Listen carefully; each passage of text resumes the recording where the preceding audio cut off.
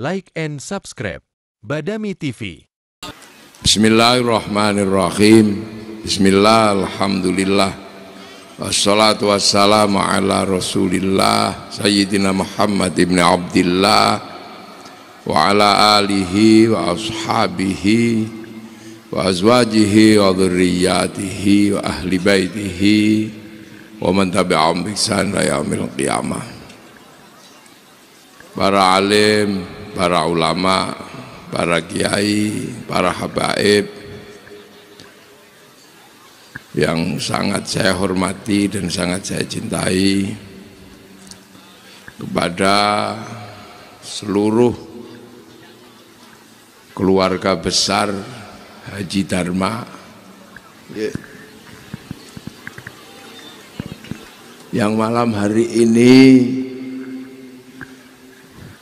bikin khol acara Haji Dharma yang ke-12. Seluruh keluarga besar yang saya hormati, sahabat saya yang masih tersisa, Haji Apung yang masih tersisa rambutnya agak panjang, itu pendekar yang hanya takut dengan istrinya aja. Kan saya pegang mic, saya boleh ngojlok ya Haji Apung. Hadirin wal hadirat yang berbahagia, alhamdulillah malam hari ini kita secara bersama-sama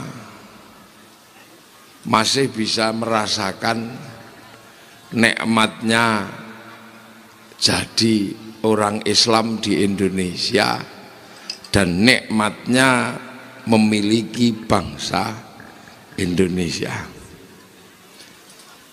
Jadi kita ini merasakan betul-betul nikmatnya menjadi orang Islam di Indonesia dan nikmatnya menjadi warga bangsa Indonesia. Ini kenikmatan yang luar biasa, yang tidak semua bangsa bisa menikmati. Saudara-saudara Islam kita di Malaysia itu jam 10 ke atas sudah tidak boleh bikin pengajian. Malaysia yang terkenal dengan Islam Hadori, yang sepertinya lebih islami dari kita, yang perdana menterinya tidak pernah dicaci maki, itu jam 10 malam kegiatan keagamaan udah nggak bisa pakai bendera kayak gitu. Mana ada boleh pakai ini gini, nggak boleh. Di Timur Tengah pengajian sampai jam segini, tahu-tahu ada roket nyasar, dor gitu. Iya, apalagi di negara-negara yang memang mayoritas bukan Muslim. Di Saudi Arabia yang pusat agama Islam di dunia, itu tidak boleh ngumpulin orang segini banyak, apalagi khol. Ngadep kuburan Uhud membaca tahlil aja diusir. Ngangkat tangan di depan makam Rasul, di makam 17 jam tidak ada masalah. Nah itu indah. Jadi kita ini menjadi orang Islam paling nikmat itu ya di Indonesia. Kenapa? Lah ini kan kenapa? Karena kebetulan Islam itu ketemu dengan bangsa Nusantara. Jadi Islam paling cerdas, Islam paling dinamis, Dan Islam paling ilmiah itu Islam di Indonesia, di Nusantara. Makanya tinggalan-tinggalan besar Islam di dunia itu terjaga keseluruhan ada di Nusantara. Ilmu Islam itu komplit kalau di sini. Setelah Rasulullah, disiplin ilmu kaum muslimin itu terbagi dalam 3 disiplin ilmu besar. Ada ilmu tasawuf, ada ilmu kalam, ada ilmu fikih. Cari 3-tiganya di Makkah dan sekitarnya, tinggal fikih. Cari ulama-ulama tasawuf sudah sangat jarang. Ulama-ulama hikmah sudah sangat jarang. Ulama kalam nggak ada. Di Timur Tengah yang lain pasca ISIS, ISIS niku goleki ulama tasawuf yo jarang-jarang waktu dipateni. Ulama fikih sing keras ngoten niku. Kalam nggak boleh. Di belahan bumi yang lain. Tapi tinggalan ilmu Islam terbesar di dunia dan terkomplit hari ini ada di Indonesia. Ilmu kalam komplit di sini. Mau cari yang ahli balaghah, ahli ma'ani, ahli bayan, komplit di sini. Ahli mantek komplit. Mau cari ulama fikih di sini komplit, mau madhab apa saja ada. Mau cari ulama tasawuf, ulama-ulama tarekoh komplit. Bahkan satu-satunya negara Islam di dunia yang sanggup mempertemukan puluhan ulama tarekoh dalam satu jam'iyah hanya Islam Indonesia, yang presidennya beliau Maulana Habib Lutfi. Itu di mana? Loh, kenapa? Masjid paling banyak sekarang ada di Indonesia. Pesantren paling banyak di Indonesia. Pengajian bawa bendera kayak gitu ya di Indonesia. Lah ini mesti saya sampaikan biar kita ini nggak salah paham dengan Sekarang banyak orang salah paham dengan bangsanya sendiri, salah paham dengan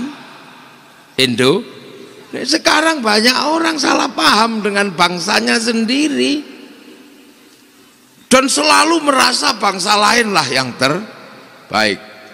Ini maka karena apa? Ini pengajian dharma bangsa, saya harus sampaikan ini biar kita ini nggak salah paham. Punya apa saja seolah-olah bukan milik kita, mulai dari buah-buahan sampai kekuasaan. Jambu kalau besar dikit jambu Bangkok, padahal tumbuh di sini dikencingi anak kita. Begitu gede jambu Bangkok. Loh, jadi sampai buah-buahan pun nggak pede menjadi Indonesia. Apalagi ayam gede dikit ayam Bangkok, padahal nya di sini, nelurnya di sini. Nangka enak dikit nangka Belanda, mana ada nangka kok di Belanda. Ya, Belanda nggak punya nangka. Makanya ketika dia melihat nangka yang bawa pertama kali namanya si Jack, maka dia sebut jackfruit. Loh, lihat Mr. Jack. Ini saya senang ini pengajian Dharma Bangsa ini, muda-muda semua ini kumpul semua. Ini harus dijelaskan ini. Jelek semua. Itu yang masih tersisa dan pede itu tinggal gula Jawa. Masih pede dia nggak mau ganti nama. Ya, dia nggak mau ganti nama. Dulu betapa bangganya, bahkan para wali, para ulama bangga betul dengan Nusantara. Loh ya, ulama-ulama besar menyebut pesantrennya buntet. Nggak ada pesantren al apa enggak, buntet.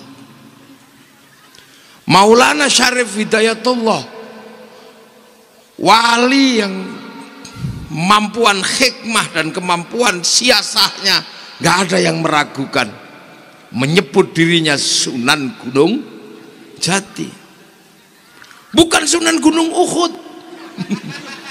Betapa bangganya dulu orang menjadi Indonesia. Maulana Rahmatullah di Surabaya menyebut dirinya Sunan Ampel. Bahkan Mbah Hasyim Asy'ari, pendiri Nahdlatul Ulama, tidak pernah menamakan pondoknya kecuali dengan nama Tebu Ireng. Bangganya menjadi orang Indonesia. Ada. Jadi mau kemana mondokkan anak? Ke Ciwaringin. Kemana? Buntet. Ya kan? Kemana? Mau ziarah ke Ngampel. Mau ziarah kemana? Gunung Jati. Mau ziarah kemana? Ke Bonang. Mau ziarah kemana? Ke Giri. Yang namanya Raden Ainul Yakin, yang namanya Raden Syahid Kalijogo. Kita itu dulu menjadi bangsa yang sangat bangga dengan dirinya. Makanya karena bangga dengan bangsa dan dirinya, menjadi bangsa yang bangkit. Bangkit apa? Mampu menguasai peradaban yang setara dengan peradaban dunia. Dan itu kita buktikan. Mereka punya piramida, kita punya Candi Borobudur. Loh, punya sama kita. Mereka punya Aristoteles, mereka punya Socrates, mereka punya Plato, kita punya Empu Prapanca, kita punya Empu Panuluh, kita punya Empu Tantula dengan kitab Negara Kertagama, dengan kitabnya Suta Soma. Bahkan dongeng kita punya yang sama. Orang Eropa punya kisah cinta namanya Romeo Juliet. Orang Cina sampai Engtai, orang Arab Kais dan Laila. Kita punya kisah cinta siapa? Baridin. Kita punya. Di Jawa Tengah ada Ande-Ande Lumut. Punya. Sana punya ibu tiri yang kejam melahirkan anak Cinderella. Kita punya bawang putih, bawang merah. Loh, apa yang berbeda? Dulu bangsa kita bangsa yang kuat. Ya. Sana punya laki-laki yang kuat namanya Samson. Kita punya Bandung Bondo. Oh, sana punya binatang bisa ngomong, kura-kura ninja. Kita punya Kancil Nyuriti. Apa yang tidak punya? Semua punya. Loh. Makanya bangsa yang seperti ini mampu merangkum kekuatannya, mampu merangkai kekuatannya yang berbeda-beda, karena tidak pernah merasa di bawah bangsa yang lain. Dan kita punya sejarah besar, satu-satunya negara di dunia yang sanggup menaklukkan Mongolia setelah mereka menaklukkan Arab, mereka menaklukkan Cina, mereka menaklukkan Eropa. Genghis Khan kalah pertama kali di Nusantara dihadapi oleh Kertanegara dalam perang Pamalayu.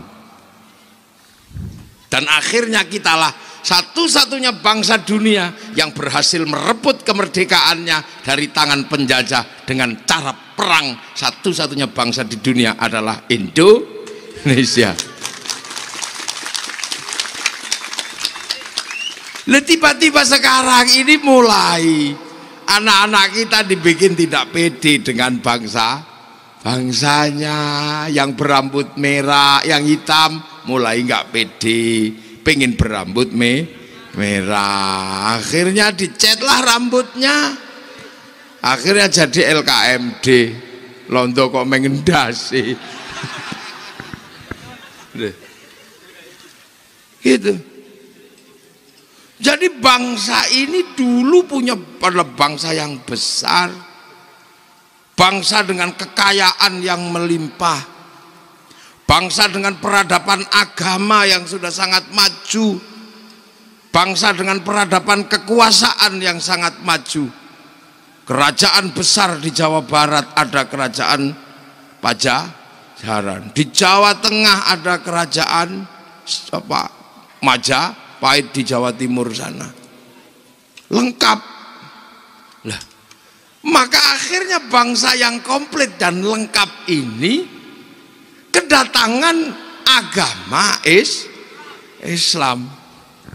Dan inilah titik temunya.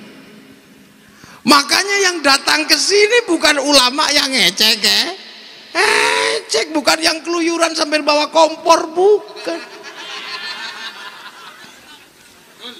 Yang datang ke sini ulama-ulama hebat yang bisa bernegosiasi dengan bangsa Indonesia. Ulama yang ilmunya komplit tapi ketawaduannya luar biasa. Jadi ini yang menyebabkan, karena harus bernegosiasi budaya dengan bangsa besar sekuat Nusantara. Makanya yang datang bukan pedagang. Makanya kalau dikatakan Islam datang ke Nusantara disebarkan oleh pedagang, secara teori nggak bisa. Pedagang itu nggak terlalu sibuk, dia nggak sempat ngajar ngaji. Jadi mana ada sejarahnya Islam di Indonesia disebarkan oleh saudagar? Nggak ada. Cari. Itu saking pusingnya orang nulis sejarah, akhirnya ya udahlah, yang menyebabkan orang pergi jauh karena perdagangan, maka bisa jadi yang menyebarkan Islam di Indonesia adalah pedagang. Secara teori ditolak. Kenapa secara teori ditolak? Karena di Nusantara waktu itu, di Cirebon waktu itu, agama yang berkembang membangun kekuasaan sampai sistem sosial adalah agama Hindu. Hindu itu ada kastanya. Kasta pertama namanya kasta Brahmana. Brahmana adalah orang yang sudah tidak mikir dunia. Dia nggak mikirin dunia, dia hanya mikir Tuhan. Ya. Dia nggak mikir dunia, nggak mikir. Yang ngurusi dunia ada kasta namanya ksatria. Ini para raja. Tapi ksatria nggak boleh ngomong agama karena hidupnya berkecimpung dengan dunia. Orang yang hidupnya masih berkecimpung dengan dunia nggak boleh ngomong agama. Agama tidak boleh dibicarakan oleh orang yang masih berada urusan dunia. Dan ksatria kasta kedua nggak boleh ngomong agama. Di bawah kasta itu ada namanya Wisya, pegawai negeri. Wisya, pembantu raja. Nggak boleh ngomong agama, dia baca kitab agama Hindu diculek matanya. Lah di bawah Wisya ada namanya Sudra. Sudra itu orang yang sehariannya cuma mikir dunia, pedagang, bendino ngitung duit tai. Dia ngitung, itu pedagang. Petani, bendino nyangkul mikir dunia. Nah, ini juga tidak boleh ngomong agama. Sekaya apapun pedagang adalah Sudra. Di bawah Sudra ada Parya, kastanya pengemis. Orang yang menyandarkan hidupnya pada meminta. Di bawahnya ada namanya Kuca. Kuca ini tukang ngutil. Jadi dia ngambilnya nggak banyak, dikit ini. Tukang ngentit, copet, ya tukang ngambil bansos. Itu Kuca. Nah gampangnya. Nah di bawah Kuca ada Mleka. Mereka ini maling, tapi kalau ketahuan lari dia. Nah, ini nggak boleh ngomong agama. Di bawah itu ada namanya candala. Candala itu maling, tapi kalau ketahuan berani, begal. Termasuk begal motor. Itu candala. Apalagi ini mati aja nggak ada yang ngurus. Nah, ketika seorang pedagang tidak boleh ngomong agama karena dia dari kasta sudra, apakah orang Nusantara mau diajari oleh seorang pedagang? Maka orang di Nusantara, di Cirebon, tidak mau diajari ngaji oleh pedagang. Makanya tidak ada sejarah pedagang adalah menjadi penyebar agama Islam. Yang boleh berbicara agama Brahmana. Brahmana itu siapa? Orang yang tidak ngurus dunia. Dalam konsep agama Islam, orang yang sudah tidak berpikir dunia ini dikenal dengan nama waliullah. Makanya ketika nggak bisa ditembus oleh pedagang, abad ke-7 sudah ada Fatimah binti Maimun di Gresik, nggak tembus. Tapi ketika para wali datang dengan ilmu hikmahnya, dengan kecerdasannya, dengan kemampuan spiritualnya sekelas Brahmana, maka baru Islam bisa dimasukkan ke Nusantara. Nah, wali itu nggak urusannya dengan dunia. Wali itu online-nya kepada Allah. Wali itu referensinya bukan di depan mata, referensinya di sana. Wali itu nggak takut apapun, la khaufun alaihim walahum yakhzanun. Sebab apa? Sebab wali itu punya sistem online tersendiri. Inggih. Innalladzina qalu rabbunallah tsumma istaqamu tatanazzalu alaihimul malaikah alla takhafu wala tahzanu. Wali itu punya sistem online. Jadi kalau sudah qalu rabbunallah tsumma istaqamu, punya sistem online. Baca apa la haula 3 tahun online. Bangun wifi sendiri, download sendiri. Lah iya kan? Syekh Abdul Qadir Al-Jilani download sendiri 25 tahun di Padang Pasir. Sunan Kalijaga 3 tahun. Sunan Gunung Jati hampir 20 tahun. Syekh Hasan Sadzili 20 tahun. Maka wali-wali ini punya sistem online dan konsultannya langsung Allah Subhanahu wa ta'ala. Makanya nggak takut apa-apa, nggak takut. Makanya bisa kita lihat betapa para wali ini nggak takut dengan budaya di sini.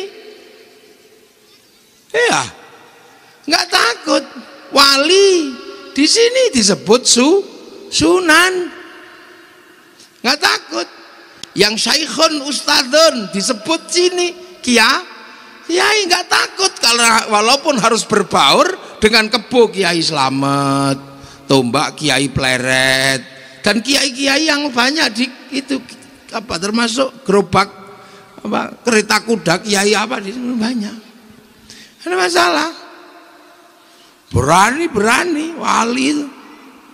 Dan nggak pernah punya ketakutan apapun.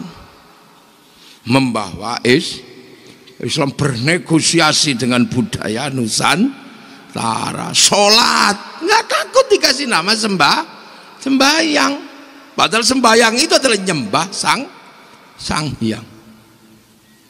Nggak takut. Tilmidun muridun, nggak takut disebut santri, padahal yang belajar agama Hindu juga santri. Nggak takut. Kalau sekarang kan penakut semua. Karena online-nya tidak kepada wali tapi kepada Google. Sehingga takut tidak disebut Islam kalau batuknya tidak hitam, takut. Ini loh, maka sekarang banyak orang takut. Nggak cingkrang dikit takut tidak Islam. Penakut semua. Dulu kalimat tauhid dijadikan landasan sehari-hari dalam kolbu untuk zikir wirid sehari-hari. Tidak kelihatan, tahu-tahu nangis, tahu-tahu meneteskan air mata, hatinya penuh dengan kalimat tauhid. Tapi sekarang nggak pede, kalimat tauhid harus diperlihatkan dengan dikibarkan di atas tiang bendera karena nggak pede sudah sebenarnya. Nggak pede menyebut diri dengan Sunan Gunung Jati, nggak pede.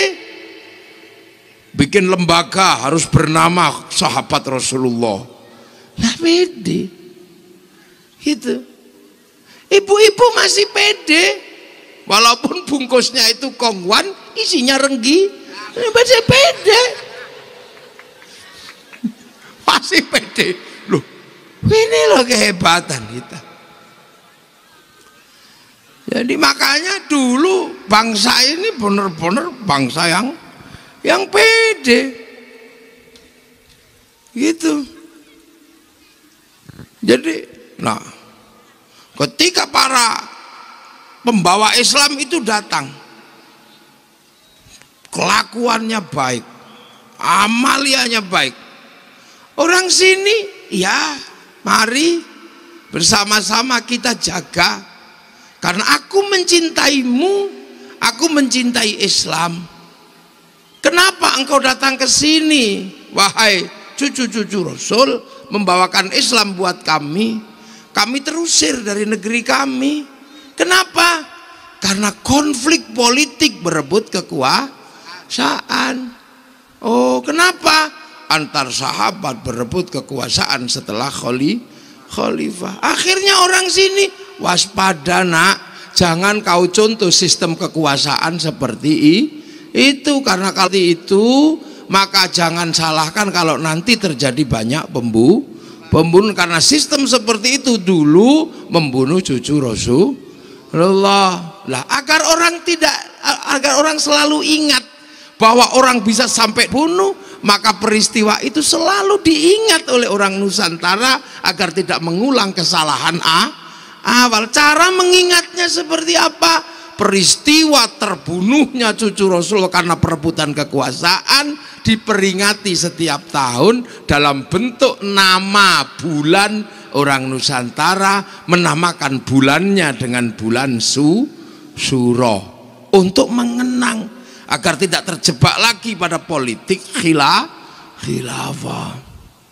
Maka orang bulan Suro, oh dulu itu terbunuh, maka itu bulan duka. Biar kami tidak mengulang sejarah itu, anak cucu selalu ingat, maka bulan Asyura sebagai bulan duka kami akan mengenang dengan membuat bulan duka, tidak mengawinkan anak, tidak mantu, tidak pindah rumah. Agar kami bisa mengenang itu, tidak terjebak pada hal-hal seperti itu, maka kemudian kami mengenang dengan santunan anak yatim. Karena bulan itu bulan terbunuh yatim-yatimnya cucu Rasulullah. Kubangan darah dan pecahan tulang yang merah dan putih selalu diperingati dengan bubur merah putih. Itu cara. Makanya kemudian para wali tidak menduplikasi sistem kekuasaan waktu itu untuk tidak mengulang sejarah kelam peristiwa politik yang menelan korban cucu-cucu Rasulullah. Makanya bagi orang-orang yang tidak mengenal Asyura, tidak mau mengenal, bahkan mengatakan itu bid'ah, itu musyrik, maka terjebak pengen kembali membangun sistem khilafah yang hari ini sudah mengeluarkan diri dari sistem kerajaan Islam, berubah menjadi negara merdeka. Loh, ini kan kita harus tahu. Kenapa santri selalu ingat? Karena sejarahnya dipegang oleh santri. Kenapa NU menolak? Karena NU tahu sejarah kelam itu, dan ketika diulang pasti NU nggak mau, karena NU penerus para wali. Tapi yang tidak mau menerima wali lupa, makanya walinya ditolak, ajaran walinya ditolak, tapi daerah para wali diterima dan dikatakan sebagai jejak khilafah. Lu wong waline ditolak kok khilafahnya diterima, kerajaan Islamnya diterima sebagai jejak khilafah. Lu kayak gini. Ini penting. Lu akhirnya kemudian Islam bernegosiasi sholat sembahyang. Yang belum bisa diajari ngaji, cukup diajari syahadat oleh seorang ulama dari Cirebon namanya Syekh Abdul Jalil. Kemudian mengajarkan syahadat di Jawa bagian tengah, bikin pesantren Lemah Abang. Lemah Abang ngajarkan syahadat tok, tidak ngajarkan sholat karena belum waktunya diajari sholat. Maka Syekh Abdul Jalil terkenal dengan nama Syekh Lemah Abang. Lemah Abang bahasa halusnya adalah Siti Brit, bahasa kawinya Siti Jenar. Maka Syekh Abdul Jalil dikenal dengan nama Syekh Siti Jenar. Makanya sejarah Siti Jenar yang kita temukan di Jawa Tengah beda dengan sejarah Siti Jenar versi Cirebon, karena Cirebon mengerti itu. Dan akhirnya alumni Pondok Pesantren Lemah Abang dikenal dengan nama Abangan. Maka orang Abangan masih seneng syahadat, belum mau sembahyang. Lah ya diurut satu-satu. Karena bangsa ini terbentuk pelan-pelan, jadi sabar ya. Jadi para pendahulu itu jago betul. Jago dipahami oleh orang Nusantara yang sudah berperadaban maju. Diajar ini gimana? Karena apa?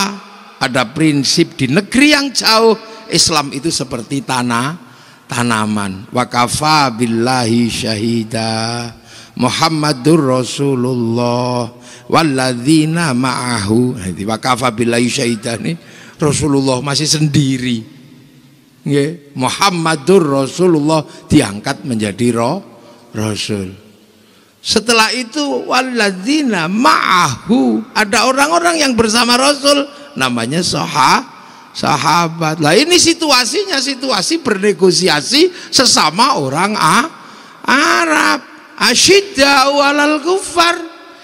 Itu yang Muhammadur Rasulullah ya masih orang Arab, yang kufar ya masih orang Arab. Makanya kaum muslimin yang dari orang Arab yang dihadapi juga masih orang Arab. Jubahnya ya masih sama, jenggotnya ya masih sama. Abu Jahal ya jubahan, Sayyidina Abu Bakar ya jubahan, Rasulullah jubahan, Abu Lahab ya jubahan, sama. Asyidda'u 'alal kufar, menggunakan simbol-simbol yang ada di waktu itu bagaimana menghadapi orang kafir. Orang Yahudi gak berjenggot, orang Islam berjenggot. Orang Nasrani, orang Yahudi pakai baju panjang karena kaya, yang Islam motong kain namanya isbal. Yang membedakan cuma satu, Rasulullah sama Abu Jahal itu wajahnya. Kalau Rasulullah wajahnya tersenyum tabassam, Abu Jahal wajahnya kaya wong kebelet ngising. Itu lah itulah. Jadi walladzina ma'ahu asyidda'u 'alal kuffar. Jadi keras orang kafir. Era itu sampai suasana itu selesai, itu terjadilah situasi ruhama'u bainahum tarahum ruka'an sujjadan yabtaghuna fadlan minallah wa ridwanan simahum fi wujuhihim min atharis sujud. Lah terus diteruskan, dzalika mathaluhum fit Taurat wa mathaluhum fil Injil kazar'in, kayak tanaman. Tanaman itu ada benihnya, ada media tanamnya, ada yang nanam. Loh, makanya ini mesti dipelajari. Di zaman Rasul yang ditanam oleh Rasulullah adalah rukun iman, rukun Islam. Yang nanam siapa? Rasulullah. Tempat menanamnya Arab, Makkah, Madinah. Budaya Makkah, budaya Madinah berbeda. Tapi Rasulullah nanam. Waktu ditanam pertama, ya pusing orang Arab. Bagaimana diajarkan Islam yang sama sekali orang Arab gak kenal. Orang Arab itu Tuhannya banyak, dia cari Tuhan satu. Orang Arab itu Tuhannya kelihatan, dia cari Tuhan gak kelihatan. Orang Arab itu kalau beribadah Tuhannya nampak, dia cari beribadah tanpa nampak Tuhan. Orang Arab itu nggak ada air, untuk minum aja susah, dia cari toharoh pakai air. Apa ndak mumet itu orang Arab katanya. Ini ajaran apa ini kok? Minum aja susah pakai jinabat lagi gitu. Apalagi orang Arab jinabatnya nggak kayak orang Pabedilan, nggak kayak orang Cirebon. Kalau orang Cirebon jinabatnya kan seminggu sekali. Kalau orang Arab semalam 8 kali. Makanannya kambing. Sini terongnya Dokter Basuki. Terong organik malah nggak keren belas sudah. Kecuali terongnya sendiri loh. Susah. Zakat. Orang Mekah itu makan aja susah, diajari zakat, diajari berbagi. Maka Arab itu panasnya luar biasa, diajari puasa. Puasa bagi daerah yang panas susahnya luar biasa. Belum lagi ketika diajari haji, ada tawaf itu, ada tawaf. Lah, tawaf wajib ini bahaya. Jadi bahaya bagi orang Arab waktu itu. Kenapa? Syahwatnya orang Arab sangat tinggi. Tiba-tiba ketika tawaf, wajahnya perempuan harus dibuka. Betapa syahwatnya gitu. Pada saat yang sama, yang laki-laki disuruh pakai baju tidak ada jahitannya. Kalau mau ndablekan tinggal wes gitu aja. Dan Rasulullah berhasil. Dari sisi inilah maka kita bisa melihat tidak ada tokoh dunia manapun yang sanggup mengalahkan kehebatan Rasulullah Muhammad Sallallahu Alaihi Wasallam. Loh itu. Jadi yang bawa bendera-bendera itu biar ngerti nanti. Bahwa Rasulullah itu hebat. Dari pekerjaannya, dari kiprah sosialnya, bukan cuma dari kosidahnya saja. Hebat Rasul itu. Tidak ada air bisa mengajari orang toharoh, nggak ada makanan bisa mengajari orang sedekah, panas bisa mengajari orang puasa, terbuka bisa mengajari orang bisa menahan syahwat. Tuhan banyak biasa diajari Tuhan satu. Beribadah dengan Tuhan kelihatan bisa diajarkan dengan tanpa melihat. Ini Rasul hebat. Secara sosiologi, antropologi Makkah Madinah tidak ada tokoh yang bisa mengalahkan Rasulullah. Nah, setelah itu kan aktor yang nanam berubah lagi. Benihnya dikasihkan kepada sahabat. Aktor baru menanam Islam. Tanam di tempat mana? Berbeda. Mulai ditanam di Persia. Itu yang nanam siapa? Aktornya Sayyidina Ali, Sayyidina Hasan, Sayyidina Husain. Ada Sa'ad bin Abi Waqqas menanam di Cina, tanahnya Cina, bahasanya Cina. Lalu itu benihnya ditanam, aktornya beda. Begitu seterusnya. Setelah sahabat, aktornya siapa? Yang nanam tabi'in, bukan lagi Rasul, bukan lagi sahabat, tapi tabi'in. Tempatnya beda lagi. Sampai akhirnya ke tempat yang jauh ditanam lagi. Sampai di Nusantara ditanam di sini dengan keadaan yang berbeda.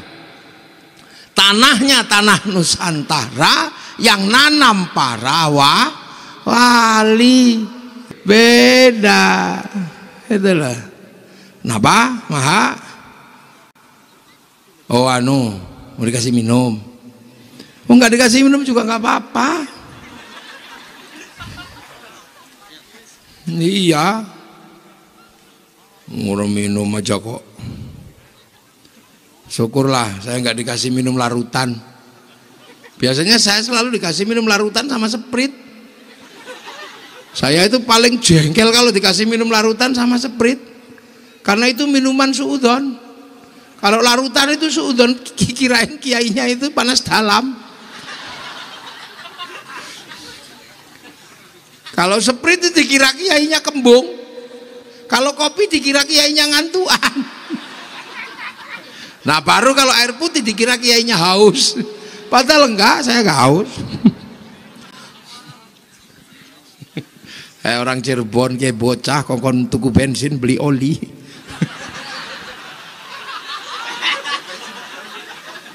Ya, dah. Lah itulah ya. Jadi aktornya beda, yang nanem beda, budayanya beda. Makanya seperti tanaman disebut kazar'in. Islam kayak tanaman. Maka jangan salah ketika nanam di Cirebon, ya gaya Cirebon. Sholat ditanam dengan sembahyang. Kalau langsung sholat gitu, ya dimarahi sama Pajajaran, sama Majapahit. Kamu di tanahku nanam apa kamu? Saya lagi nanam padi, kenapa kamu nanam jagung? Ditarik, cabut. Pasti ditabrak sama kekuasaan yang sudah ada, dan masyarakatnya pasti nggak terima. Gitu loh. Makanya nanemnya pelan, aktornya beda. Contoh sekarang kayak khol gini. Kenapa sih? Yang nggak ada habisnya itu khol. Kayaknya orang Indonesia terutama di Jawa ini, baik Jawa Timur, Jawa Tengah, Jawa Barat, khol itu kok seperti hobi. Kayak minum obat sehari 5 kali. Dan selalu banyak yang datang, banyak, luar biasa. Itu khol.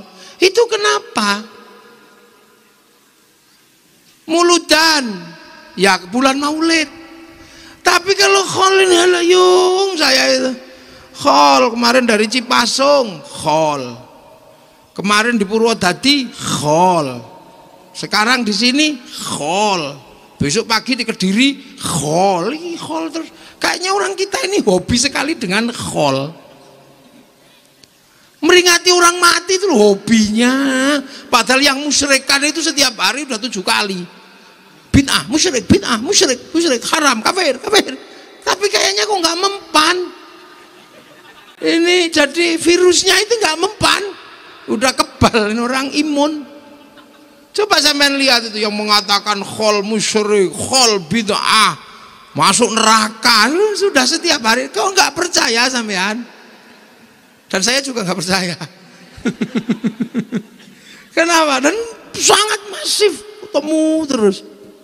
Karena sebelum Islam datang, memperingati orang mati sebagai bentuk apa? Sebagai bentuk ketakziman dan ketawaduan anak pada orang tua, itu sudah ada di Nusantara.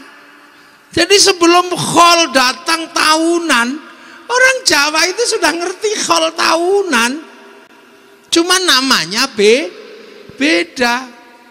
Jadi dulu nenek moyang kita itu kalau menyebut kakek buyutnya, nenek moyangnya, itu disebut danghyang. Danghyang itu orang Jawa menyebut orang tua, yang tua gitu. Kalau bahasa Arab syaikhun, syuyukh, kalau ubannya banyak syaiban. Nah orang Jawa itu, bahasa Jawanya itu danghyang. Makanya kalau sekarang tinggal ekornya. Orang-orang tua disebut eyang.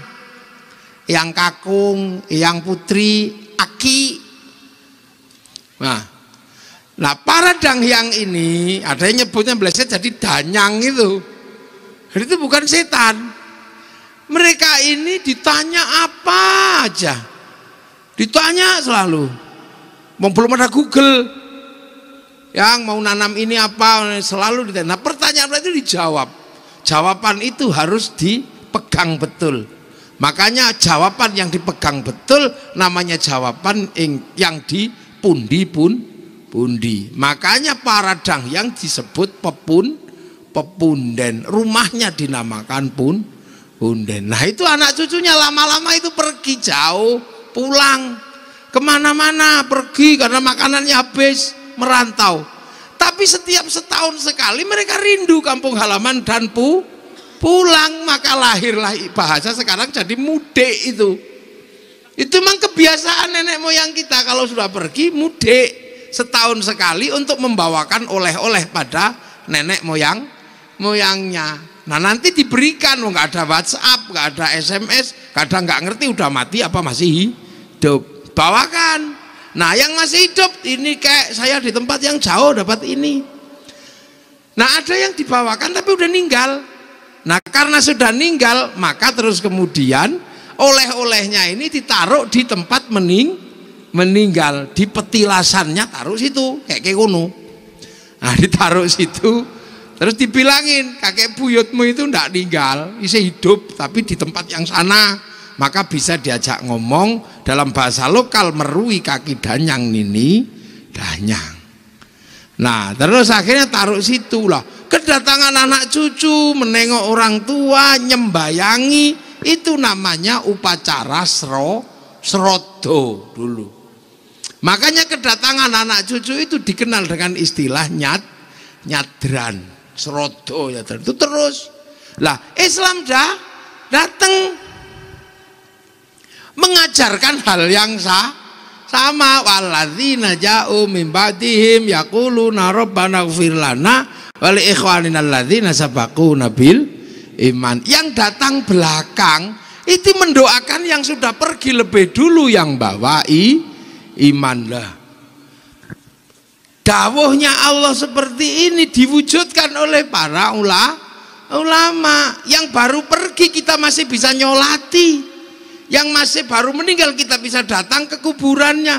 Tapi walladzina yang jauh, yang sudah meninggal lebih panjang, ini tidak ada bisa menjangkau kecuali ulama-ulama NU. Cara menjangkaunya bagi yang jauh ila ruhi ila hadrati.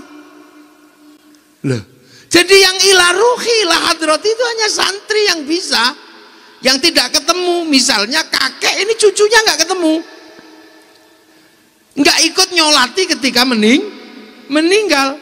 Tapi orang yang lebih dulu pergi harus didoakan lah. Yang bisa mendoakan ya yang masih hidup bareng, anaknya mungkin masih, tapi nanti cucunya, buyutnya, canggahnya, warengnya, dekudek gantung siwurnya, tarangan bodolnya, gedebok bosoknya, nggak bisa didoakan karena nggak tahu waktu meninggal. Tapi harus mendoakan loh. Makanya kalau orang nggak ikut santri, dia nggak bisa mendoakan nenek moyangnya yang lebih dulu karena nggak mengenal ila ruhi ila hadrati, nggak mengenal wa ila jami'i masyayikhina, nggak kenal ajedatina, nggak kenal. Makanya susah kalau tidak jadi santri. Begitu mati yang doakan anaknya, cucunya sudah nggak bisa. Tapi kalau santri sampai kakek buyutnya masih bisa dan ngerti cara mendoakan. Lha iku makane nek melo NU selamat. Iya. Lho tepuk tangan sing banter, ndak usah sungkan-sungkan. Selamat kalau ikut NU. Kalau ikut NU, ikut santri selamat sampean. Meskipun udah udek-udek gantung siwur 100 tahun yang lalu ninggal, masih bisa didoakan. Nah kalau ikut yang model baru, hanya anaknya yang bisa, yang ketemu mendoakan, ya cuma dapatnya itu aja. Nanti begitu sudah sampai buyutnya udah nggak dapat, kuburnya nggak tahu. Tapi kalau kita punya sistem online, tetap bisa di share it, kan gitu. Kalau kita nggak punya paket data, kita pakai wifi-nya para sahabat, pakai wifi-nya para wali. Wong kita tahu, kita nggak pernah download kan. Kalau wali tadi kan download sampai 7 tahun sampai 8, punya wifi. Kita download listriknya mati. Ya Allah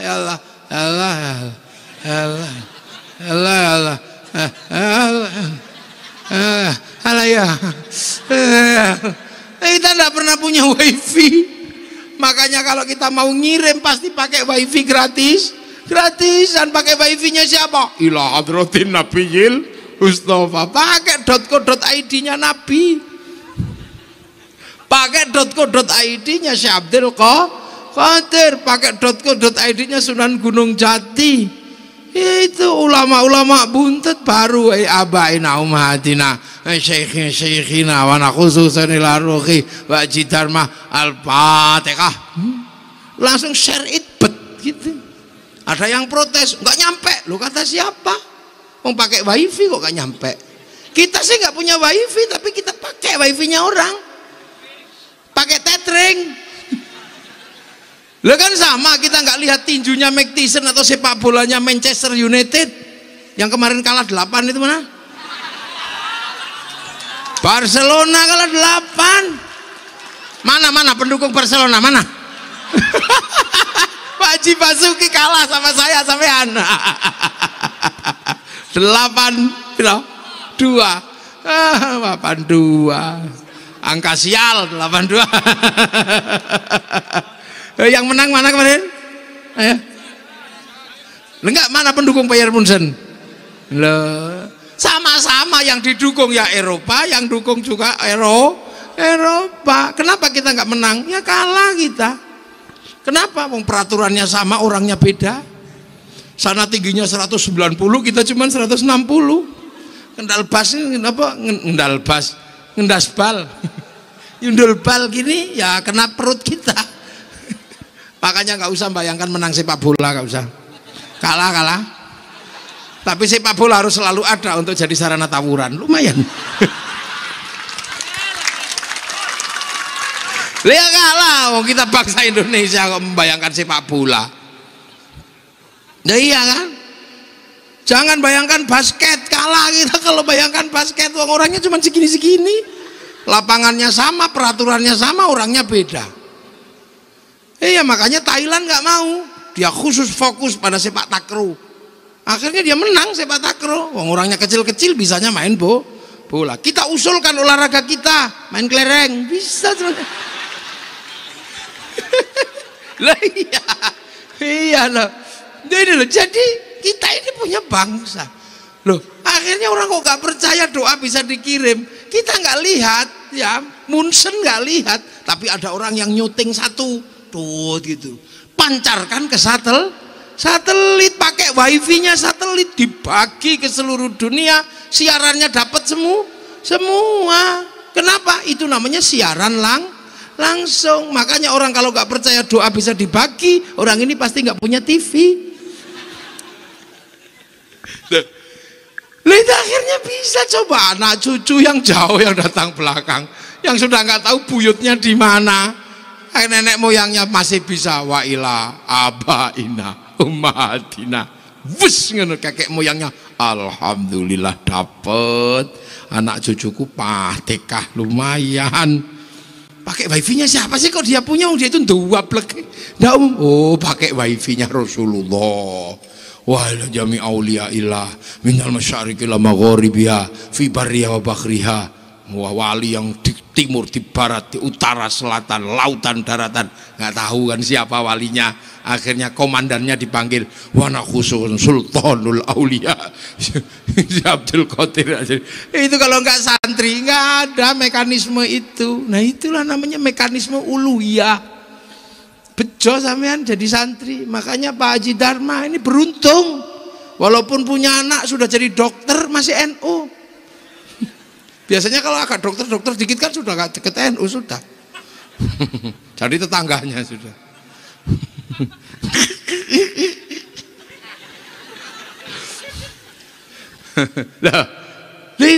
Nah, jadi bisa. Makanya ini jadi menjadi Nahdlatul Ulama itu bukan cuma persoalan investasi dunia, investasi akhirat sampai ke sana.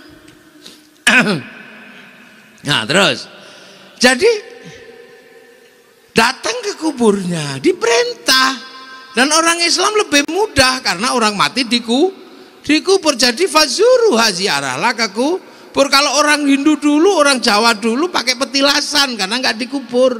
Kalau nggak raja nggak kuat karena ngaben, pakai biaya gede. Kalau sudra dan teman-temannya udah nggak ada yang ngubur, bosok itu aja. Lah makanya petilasannya lah. Kalau Islam lebih mudah nyari nenek moyangnya karena ada kubur kuburannya dia suruh masang patok. Coba. Makanya kalau ada kuburan nggak usah ribut. Ini kuburan Hindu, nggak ada orang Hindu nggak dikubur. Yang namanya kuburan pasti Islam. Persoalan Islamnya ndablek, nah itu urusan lain kan. Yang penting kuburan Islam. Lah terus datang ke kuburan sama. Nenek moyang kita sebelumnya juga diajarkan. Nenek moyangmu masih hidup, Islam juga sama. Nenek moyang kita itu nggak mati. Ya nggak mati, masih hidup. Ya la taqul lima yuqtalu fi sabilillahi amwat. Jangan kau katakan nenek moyangmu udah mati, itu mati, dia masih hidup. Cuman kamu nggak ngerti karena masih hidup. Maka kalau tadi meruhi kaki danyang di ini danyang, yang ini adalah ila ruhi ila hadrati. Yang tadinya juga bawa makanan banyak, bawa sapi untuk ditaruh di petilasan. Orang Islam juga kalau ada yang mati, nenek moyang mati, ziarah kubur, suruh bawa makanan yang banyak.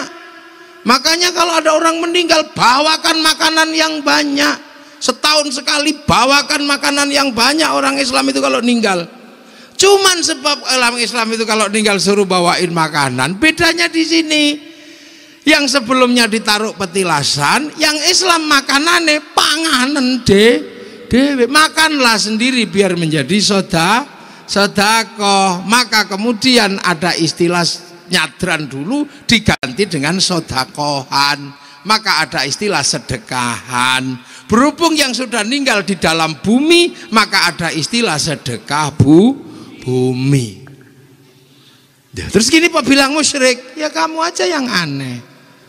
Karena kamu nggak mau belajar.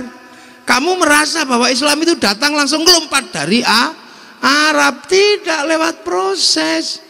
Gurunya para wali melalui proses. Sunan Gunung Jati melalui proses ketemu dengan Datuk Kafi. Datuk Kafi mengalami proses ketemu dengan Syekh Kuro di Kerawang sana, dekat Rengas Dengklok dan Cilamaya.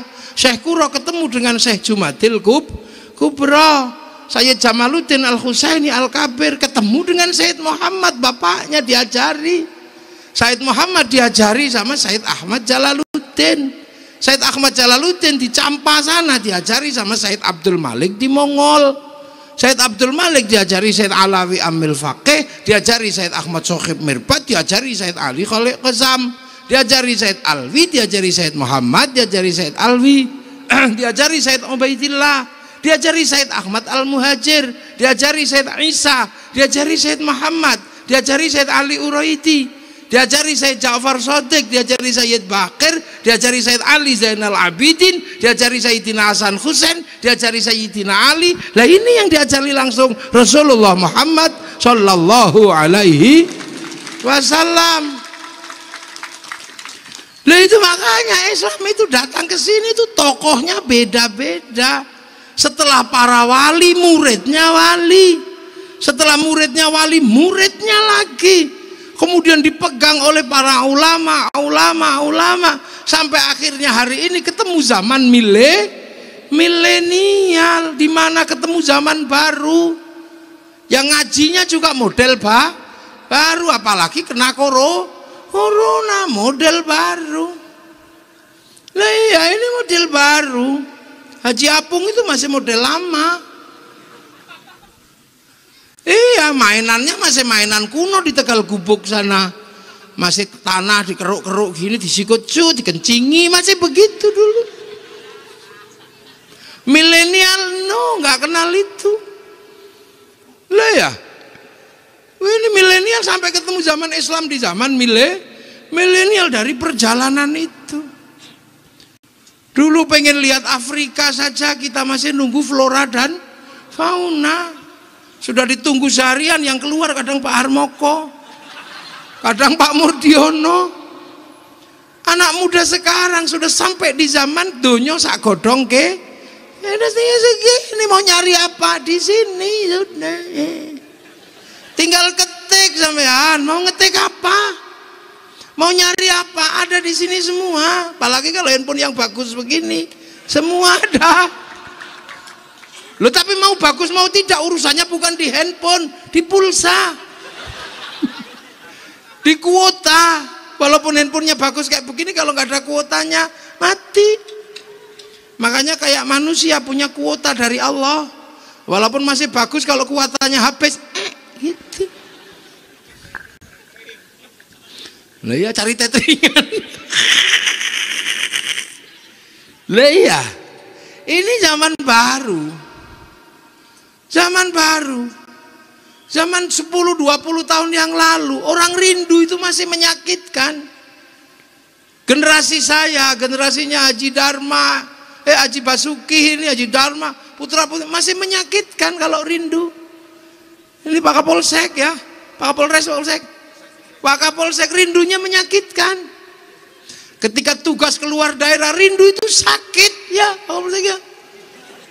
Kita nggak bisa ketemu, membayangkan. Akhirnya kepaksa ke pasar kita dulu ya, cari kertas warnanya pink, pulpen warnanya biru, cintanya mengharu biru. Loh ya rindu itu berat. Anak-anak milenial nggak merasakan rindu itu berat, nggak kerasa. Rindunya hampa. Loh kenapa? Dunia ini yang paling berat itu rindu. Karena Nabi Adam turun ke dunia pertama kali diuji rindu dengan Siti Hawa. Belum diuji sholat, belum yang lain, diuji rindu. Betapa rindunya sama Siti Hawa dipisah.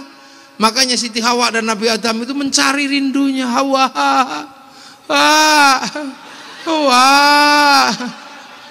200 tahun sampai bayangkan rindu kok 200 tahun itu kayak apa tadi ake. Sementara pergi ke warung kopi belum ada warung.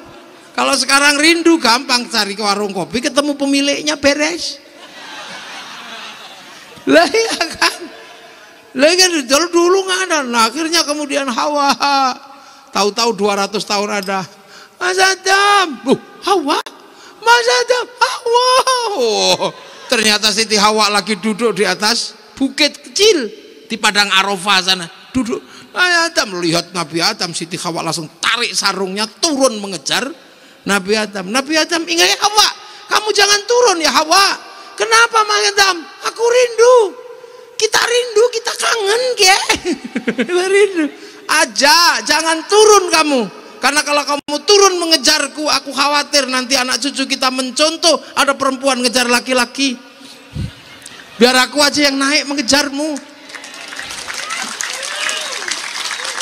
Loh, rindunya luar biasa. Makanya akhirnya terus teletabis berpelukan. Loh, rindu luar biasa. Pak Kapolsek, Pak Japung, Pak Haji Basuki, waktu rindu dulu, berat nulis surat. Dek, aku di tempat yang jauh. Aku tahu kepergianmu. Dan kepergianku adalah untuk masa depan kita.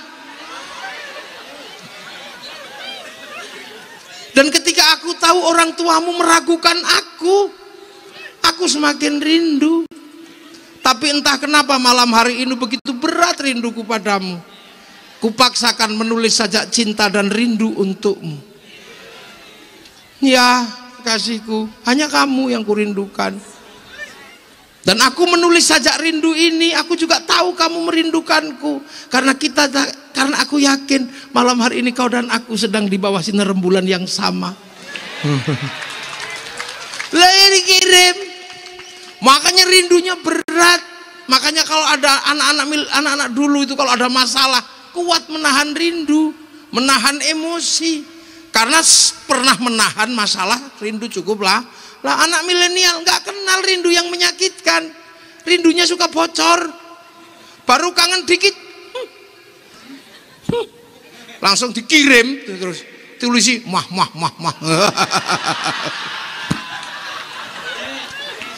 Tiba-tiba kita ketemu zaman ini. Zaman di mana serba mudah.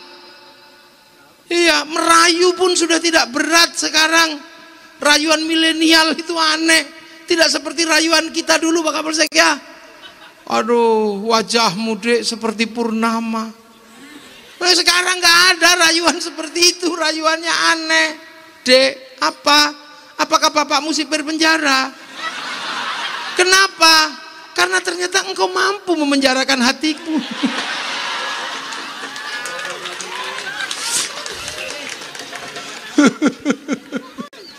Loh, itu anak milenial beda. Loh, makanya anak milenial itu sekarang emosian. Udah nggak bisa ditahan. Kenapa? Kalau dulu saya kelahi, dipisah rumahnya nggak ribut.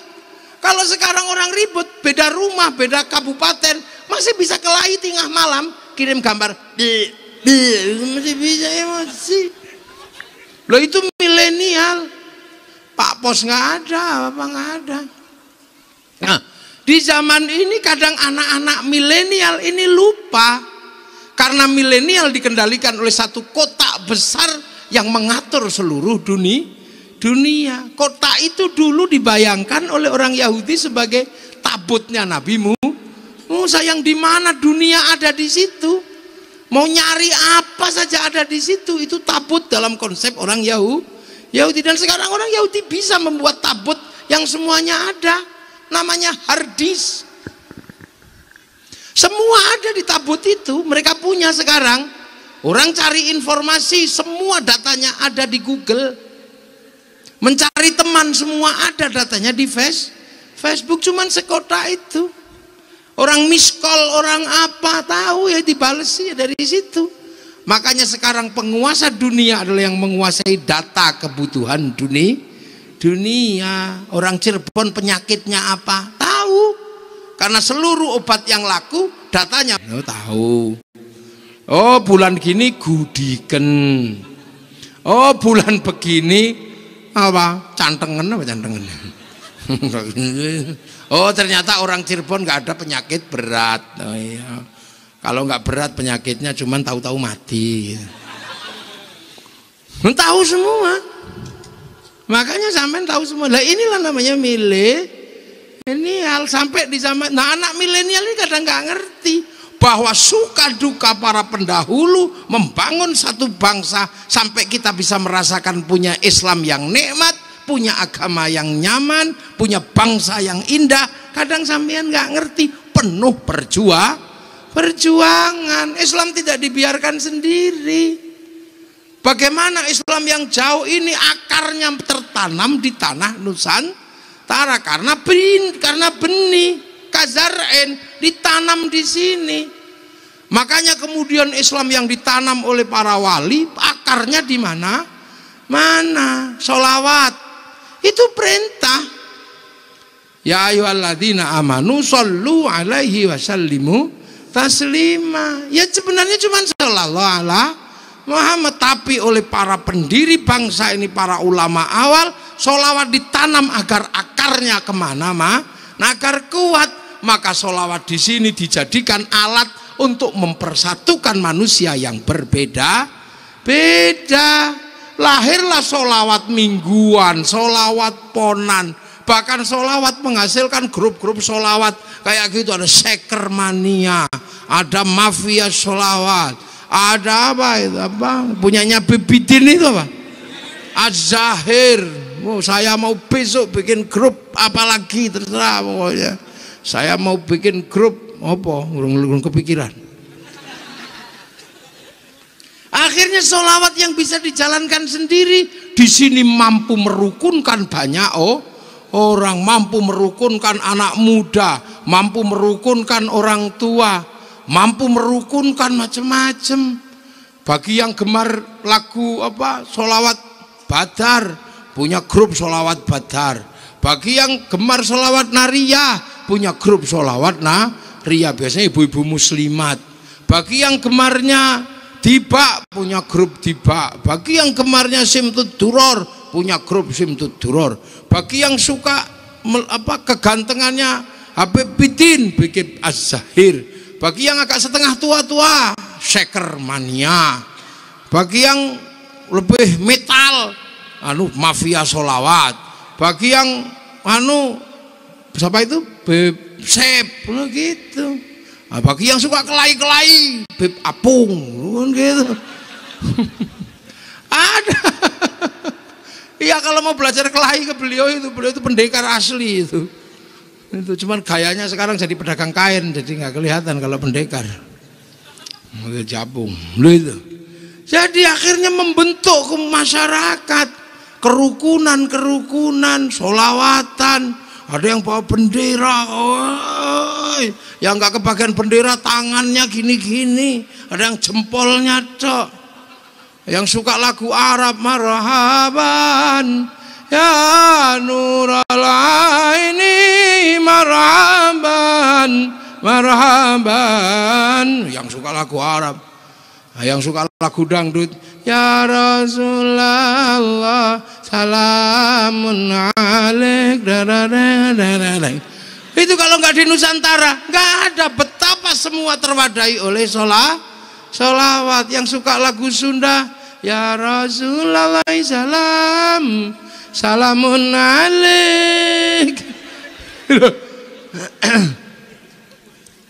Yang suka lagu pemuda idaman jadi impian, ada kan? Pemuda pujaan jadi bayangan, duh teringat senyummu, duh terbayang wajahmu, pemuda pujaan jadi impian. Nah, tapi bahasanya saya itu kalau denger itu pengen ketawa ketika yen beli ketemu seminggu hatiku rindu, perasaan gumutur kan gitu, gumutur gitu kan, gemeter kan. Yen beli ketemu seminggu hatiku rindu. Ada yang suka begitu, ada yang suka apa nambang dawa. Apa itu yang saya itu pernah dari Jakarta naik bis sampai ke Cirebon. Itu lagunya nambang dawa. Yen beli seneng wis. Awal lali lah, lupa. Gimana nambang dawa lagunya? Gimana?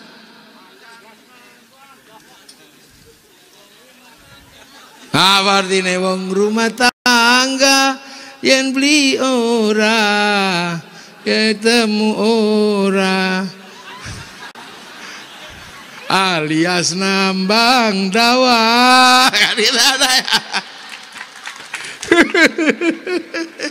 Loh, sholawat menjadi sebuah gerakan besar, mampu menggerakkan dari yang muda, dari yang tua, akhirnya membangun kerukunan. Doa itu sebenarnya juga mau doa sendiri juga bisa. Ud'uni astajib lakum. Tapi di Nusantara doa mampu menjadi akar membersatukan umat. Istighosah, ribuan orang datang di masjid, doanya bersama. Yang pinter doa, yang lain amin, amin, amin, amin. Kalau kelamaan amin. Itu nggak ada kalau nggak di Indonesia. Doa mempertemukan perbedaan manusia. Loh, ini santri kalau membuat sesuatu, coba makan, kulu washrabu, makan minumlah. Tapi bagi santri ketika makan menjadi alat kebersamaan, nasinya jadikan satu namanya tumpeng, ayamnya jadikan satu namanya ingkung. Orang mati mestinya dimasukin udah selesai. Tapi bagi santri, orang meninggal mampu menghasilkan pertemuan-pertemuan yang merukunkan tetangga, merukunkan saudara. Meninggal 1 hari tahlilan, 2 hari tahlilan, 3 hari tahlilan, 7 harian, 40 harian, tahunan, 1000-an, khol, sampai akhirnya disemayamkan di makam yang perintahnya cuma ziarah lah. Di sini menghasilkan ikatan kerukunan, ziarah sebagai wisata religi. Akhirnya makam merukunkan banyak orang. Jual nasi di situ, jual tasbih di situ, tukang ojek di situ, sampai nyopet di situ. Wah, akhirnya apapun rukun. Coba, betapa indahnya. Kalau itu terus dilakukan, akan ada simbol kerukunan. Orang khutbah itu orang tahu kayak saya begini nih. Orang kalau sudah pegang mic, menangan. Walaupun kelahi beneran saya itu kalah sama Kaji Apung. Tapi karena saya pegang mic menangan, dia juga nggak berani naik ke sini. Walaupun tak gojloki, karena orang pegang mic itu menangan. Karena pegang mic itu menangan, khutbah itu menangan, maka biar dia tidak menangan, oleh santri disarati agar tunduk. Caranya dengan apa? Kasih tongkat sama suruh baca. Makanya mimbar-mimbar santri tidak pernah menjadi mimbar olok-olok di masjid, karena khotib santri selalu pegang tongkat sama pegang tulisan ittaqullah. Ittaqullah, tidak mungkin. Makanya kemudian yang tidak pegang tongkat dan tidak pegang teks langsung oke, inilah. Makanya apapun situasinya, agama di tangan santri tetap akan menjadi agama yang punya sikap rahmatan lil alamin. Ada sholawatan sudah habis itu lapar. Coba nanya itu lupa wajang merah putih. Itu coba nggak ada gambar tengkorak. Linda Haji Dharma masih mampu merukunkan orang sebegini banyak. Ngaji, jualan itu coba nilai ekonomi. Coba kalau Haji Dharma punya anak yang lawala sudah. Ya nah, nggak mengerti cara berbahasa, udah mati, warisannya rebut udah nggak usah begini. Bagaimana lu? Inilah dunia kalau dipegang santri indah.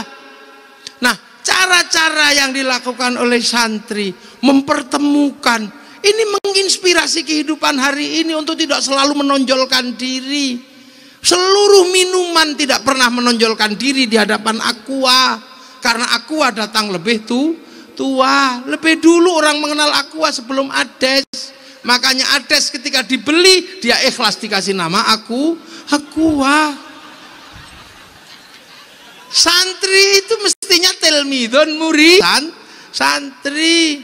Di sini Allah datang Islam lebih dulu pangeran, lebih dulu sang hyang. Maka Allah di sini disebut pangeran, nggak ada masalah. Kenapa? Karena salah datang terlambat dan jangan terjadi benturan. Yamaha Mio datang telat keduluan Honda, makanya Mio disebut Honda, nggak masalah. Hondamu apa? Mio, nggak apa-apa. Itu adalah ketawaduan. Betapa Islam datang tidak membentur apapun karena rela berbagi dengan yang lain. Tapi situasi berubah, akhirnya yang asli lebih menang. Akhirnya kiai-kiai yang lain tidak terkenal, yang terkenal kiai haji. Santri apa telmidon semua apa santri-santri yang lain nggak terkenal, yang terkenal santri pesantren. Loh, itu yang terkenal tetap yang Islam.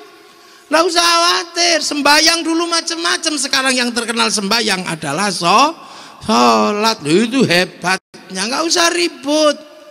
Mau pembalut yang lain macam warnanya, mau harganya mahal kayak apapun, harus ikhlas disebut softtek, harus terima karena yang datang. Nah, itulah Indonesia. Akhirnya indah, nggak usah ribut. Itu yang datang adalah sistemnya para wali, yang datang belakang harus terima. NKRI lebih dulu yang dibangun oleh para wali, maka NKRI menerima kawasannya disebut wilayah karena al-wali meninggalkan wilayah. Dulu raja, dulu hamba, dulu kawulo, dulu gusti nggak bisa menjalankan standar itu bersama, maka oleh para wali kebersamaan itu disandarkan pada kalimat Rasulullah, kullukum ra'in wa kullukum mas'ulun an ra'iyati. Maka leburan raja dan hamba disebut ra'iyah, sebagai orang yang saling bertanggung jawab, yang ke bahasa Indonesia diserap menjadi rakyat. Kalimat rakyat adalah berasal dari ra'iyah, dan itu adalah kalimat Rasulullah. Dan satu-satunya bangsa muslim dunia yang sanggup mengambil kalimat ra'iyah untuk menyebut warga bangsanya hanya ulama Indonesia.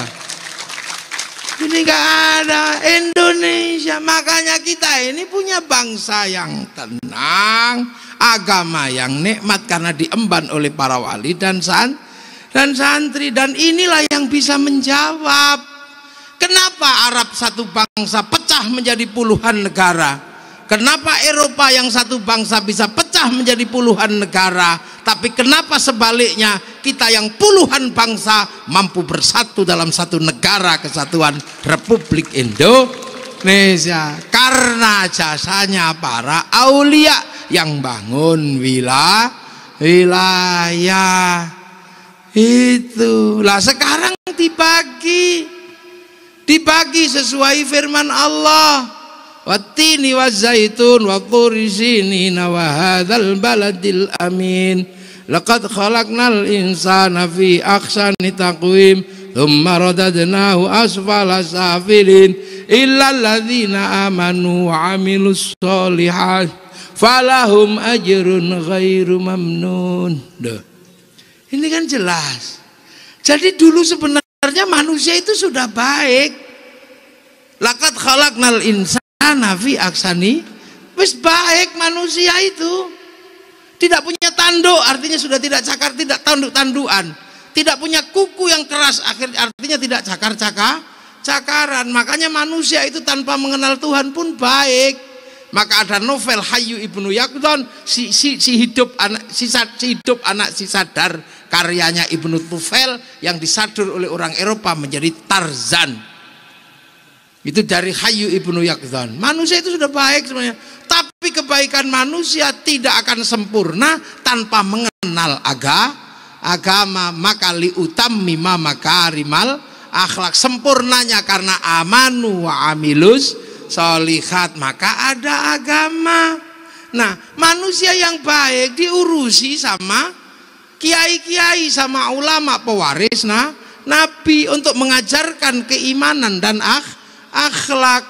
Tapi manusia yang baik, agama yang baik, yang jamin apa? Dua-duanya tidak akan terjadi tanpa adanya baladil amin, tanpa adanya negara dan bangsa yang aman. Makanya kemudian manusia yang baik menjadi sempurna karena ada iman dijaga para ulama. Bangsa dan negara mampu membangun konsep baladil amin karena dijaga oleh aparatur negara lah, Pak Polisi, TNI, Polri. Ini jihadnya berada dalam baladil amin, membentuk bangsa dan negara yang aman. Makanya yang ngaji duduk, maka penjenengan semua jihadnya adalah dalam baladil amin, membangun keamanan bangsa dan negara. Jadi jangan dikira, makanya kalau kiai lebaran sembahyang sama keluarganya, apakah polisi tidak menjerit dan tidak menangis ketika harus berdiri di pojok lapangan sambil begini?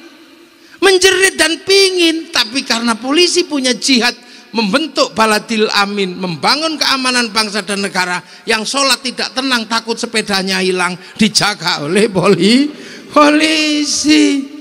Pahalanya ya menjaga orang sholat. Pak Camat ya berada di ruang kecamatan. Kalau camatnya sholat duha terus-terusan, ya suratnya nggak jadi-jadi.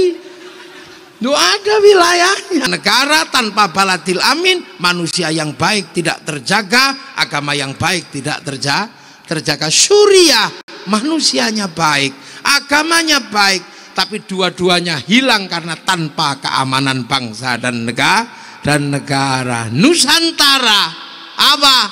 Agamanya baik, manusianya baik, bangsa dan negaranya terjaga karena konsep kerukunan yang dibangun oleh para wali, yang dibangun oleh para ulama, disambungkan dengan semboyan besar bersama bangsa ini dengan Bhinneka Tunggal Ika. Payungnya adalah Pancasila, payung Rasulullah untuk masyarakat Madinah, piagam Madinah, payung kaum muslimin Indonesia adalah Pancasila. Amma ba'du. Ini baru muqaddimah saya.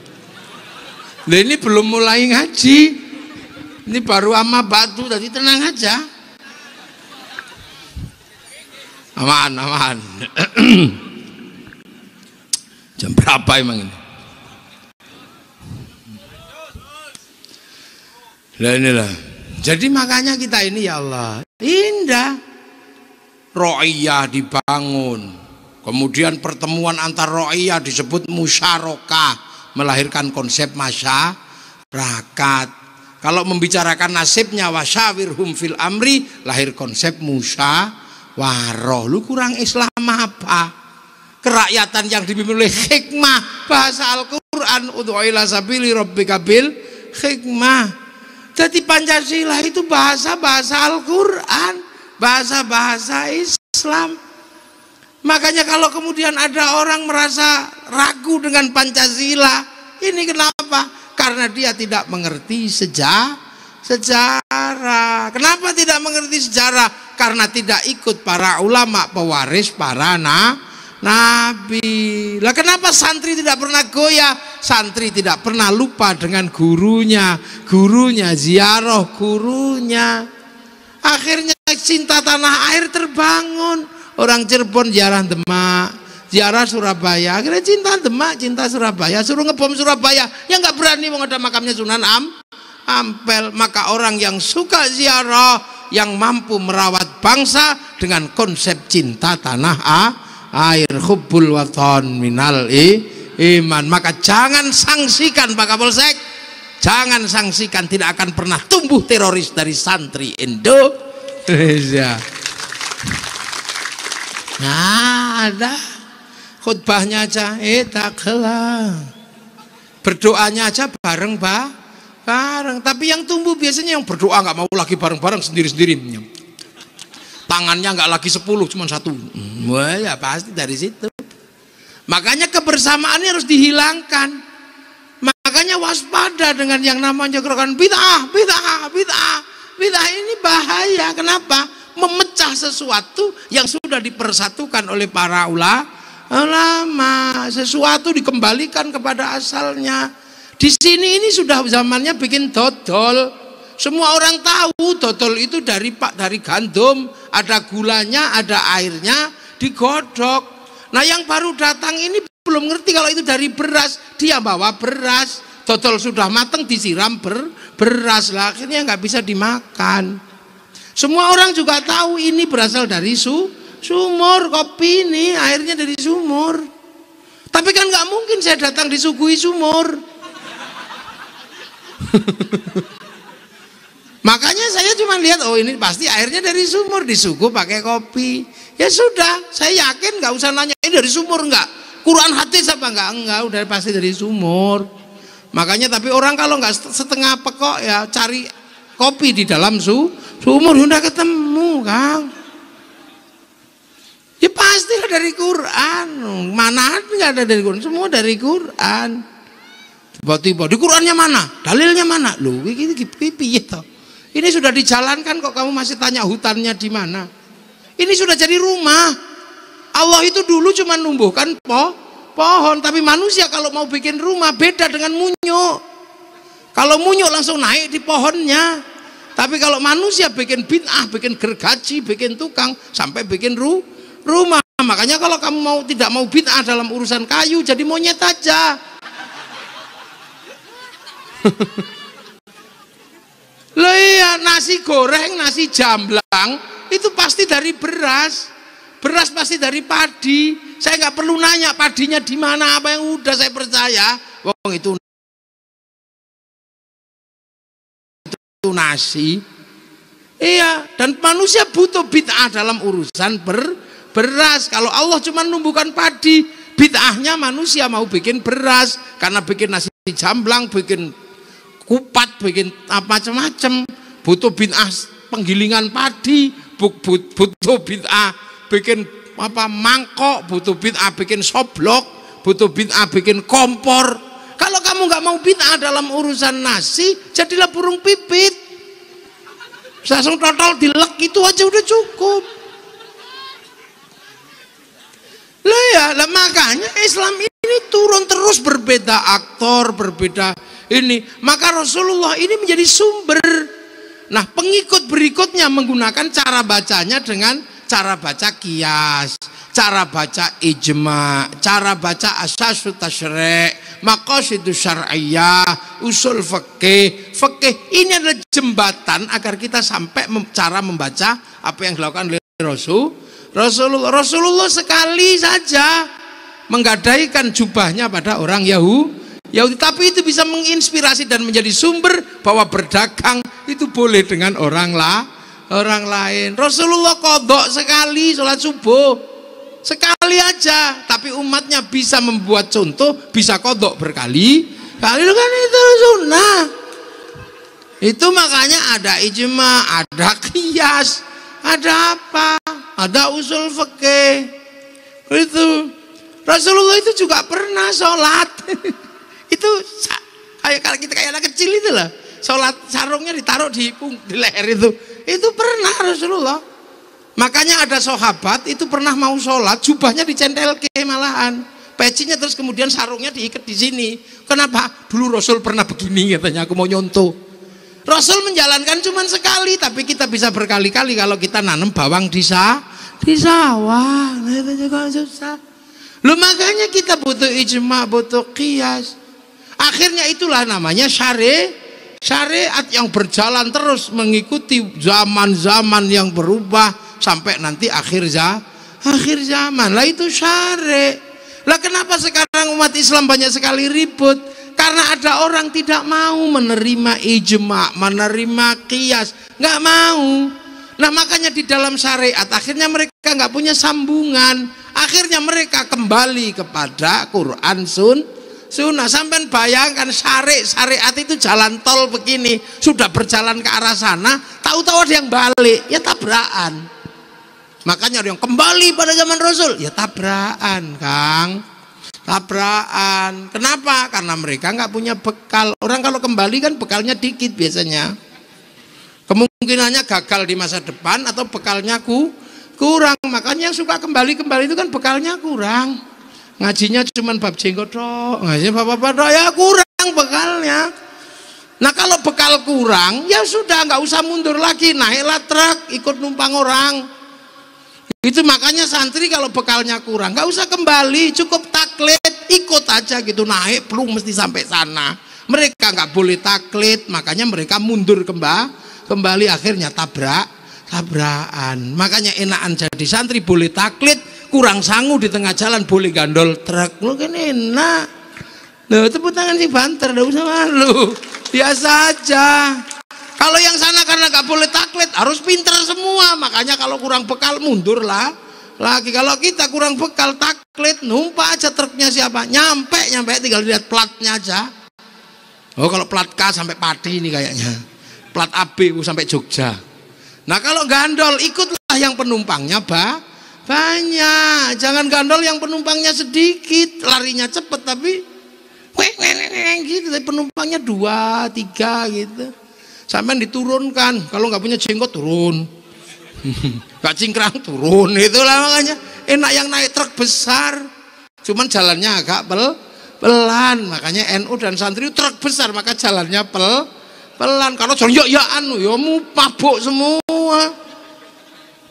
Nah yang jalannya banter itu biasanya baru sedikit penumpangnya, kayak loro banter, mobil sport tapi nabrakan karena kekencengan, tabrakan, nabrak sapi, nabrak apa gitu. Nah, ini santri itu sederhana aja, nggak usah ribet ya. Pokoknya kalau bekalnya kurang, naik truk gandol aja. Nah, banser ini gandol aja sudah. Makanya santri itu punya kebiasaan gandol sarungnya kiai. Cari kiai yang sarungan. Aman sampean kalau gandol kiai yang sarungan. Karena kiai kalau sarungan digandoli pasti dijak. Karena kalau ditarik melotrok. Kalau yang pakai celana, itu ya ditendang sampean. Makanya Pak Polisi gandol sama kiai sarungan, kalau ditarik ya ayo. Daripada gini om lotro. Lah ini guyonannya santri, lu para ulama hebat. Semua ditanam dengan cara sini. Ini dulu jubah. Ini jubah Rasul itu dulu ya jubah begini. Tapi di sana kan kurma, tanahnya kering, bisa dipakai kemana-mana. Jubah sampai di sini nanam padi, ya nggak bisa. Kebulet itu, apalagi kalau nanamnya mundur, ini nanam di atas sarung.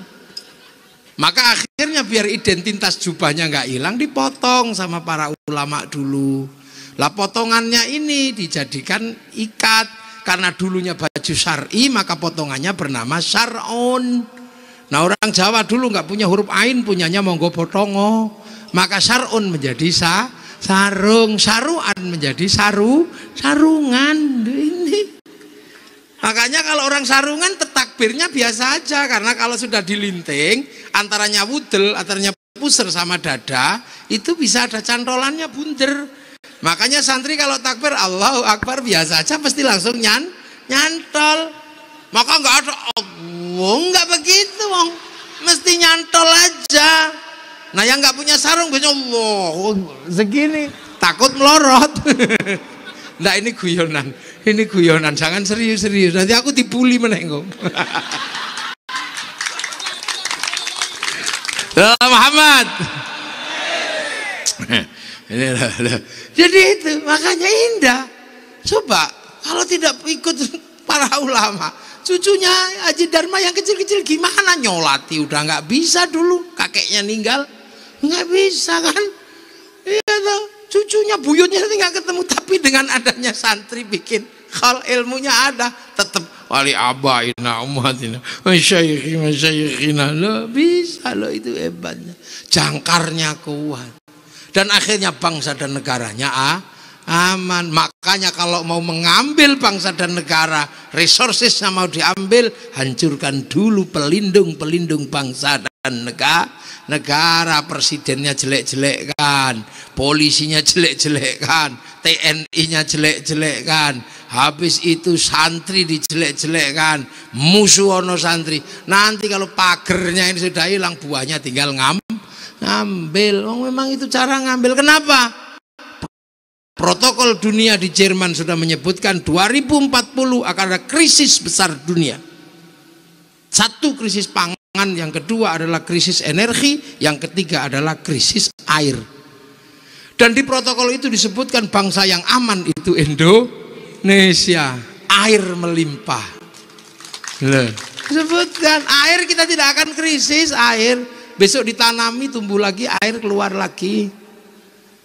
Energi kita nggak akan kehilangan. Kalau berbicara energi matahari, kita 3 waktu panjangnya, wita, wip.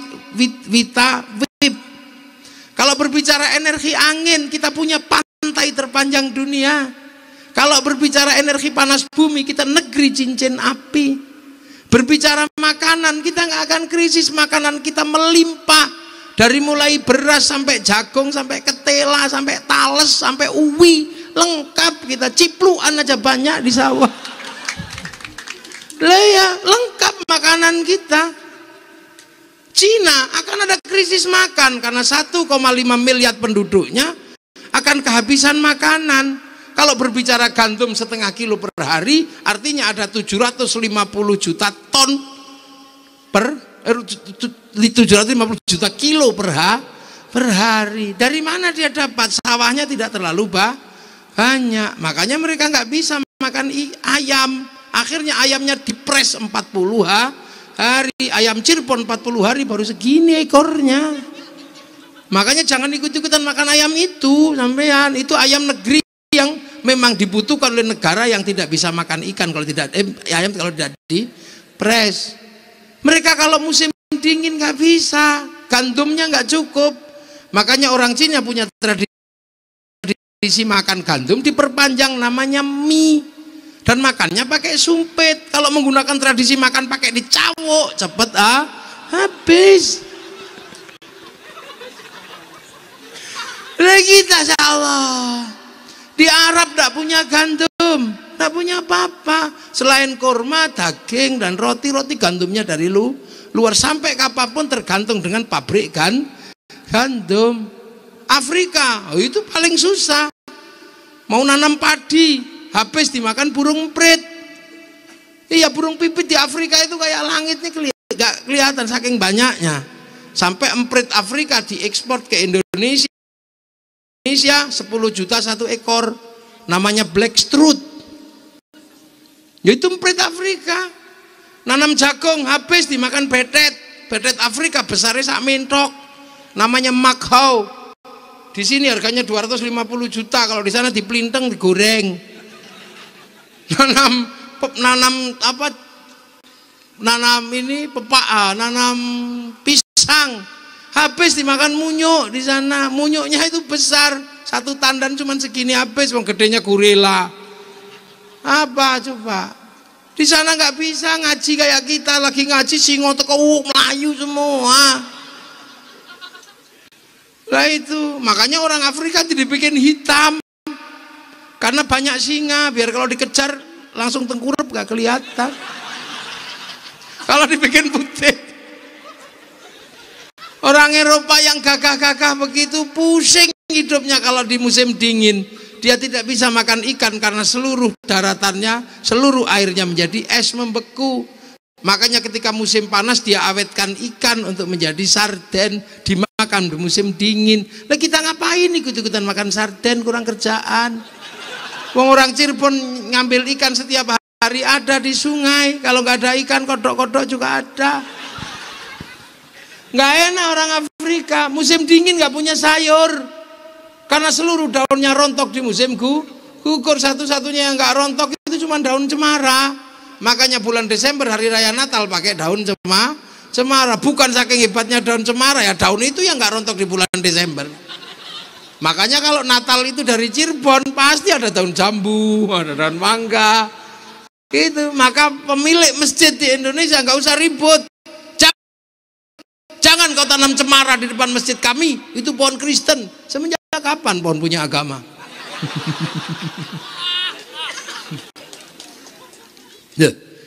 Ini harus mulai disadarkan pada anak-anak generasi milenial ini, karena kalau enggak mereka menjadi generasi yang ahistoris, lost generation. Aku ya iso ngono. Dipikir Cibasuki tok sing iso. Nek Japung ra iso. Lost generation, generasi yang hilang. Karena apa? Dia sudah tidak mengenal pasar. Dia nggak pernah bersosialisasi untuk menunjukkan kebutuhannya. Dia tinggal pencet nomor handphonenya, keluarlah yang namanya jual beli online. Anak saya umur 14 tahun kalau belanja ke Kanada, ke Amerika online, yang nilai belanjaannya cuma 14.000. Apa nak peniti? Coba. Gak kebayang terus itu ongkosnya berapa dari sana. Wah, ini internasionalisasi dunia. Makanya anak-anak baru lintas agama, lintas budaya, karena dunia baru. Iya, ideologi transnasional, bahkan penyakit transnasional. Maka jangan heran, maka sampai penyakit pun lintas bangsa, lintas negara. Pakaiannya anak Indonesia adalah yang dipakai anak Amerika, lintas bangsa, lintas negara. Budaya lintas bangsa, lintas negara. Tahu-tahu anak Indonesia pakai rambut miring kayak orang Korea. Tahu-tahu ada joget Gangnam Style, baru keluar 3 hari sudah menjalar ke seluruh dunia. Ujung dunia di Maroko sana pakai WhatsApp, ujung negoro di Batang juga pakai WhatsApp. Cirebon yang paling delesep di Ciledug sana juga pakai WhatsApp. Sudah tidak lagi aku tresno sliramu, tapi I love you, semua udah. Ini dunia, batasnya nggak ada. Bahkan negara pun tidak bisa memberikan pajak pada WhatsApp, nggak bisa majai Facebook. Kenapa? Ini dunia lintas bangsa, lintas negara. Batas milenial tinggal satu. Apa? Kalau kamu masuk ke negara orang, pasti kamu ditanya pasportmu mana. Artinya identitas kebangsaan seseorang ditentukan dari mana dia berasal. Maka jangan kau olok-olok bangsamu, cintai bangsamu, karena ini adalah ruang teduh untuk kita hidup bersama-sama. Jangan bangsa punya tumpengan dijelek-jelekin, bangsa punya keris dijelek-jelekin, bangsa punya tumpeng dijelek-jelekin. Yang mau dipakai apa?